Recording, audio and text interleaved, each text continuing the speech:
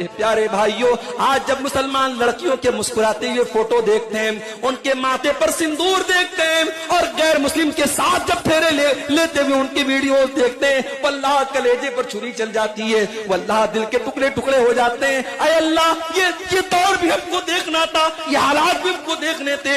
آج یہ قوم کس اسٹیج پر پہنچ گئی، کس بے غیرتی اور کس بے حیائی کے اسٹیج پر پہنچ گئی۔ میرے پیارے بھائیوں، اس طوفان بدتمیزی سے اپنی قوم کو بچا لو۔ اپنی بیٹیوں کو میں کہتا ہوں، دنیا میں وہ غریب رہ جائیں، دنیا میں وہ پریشان رہ جائیں، مگر آخرت میں اگر وہ جہنم سے بچ جائیں تو یہ فائدے کا سودا ہے۔ اور دنیا میں بہت ترقی کر لیں، بہت نام کما لیں، بہت پیسے کما لیں، لیکن جہنم میں چلی جائیں اور جنت میں نہ جا پائیں تو یہ بہت بڑا گھاٹے کا سودا ہے۔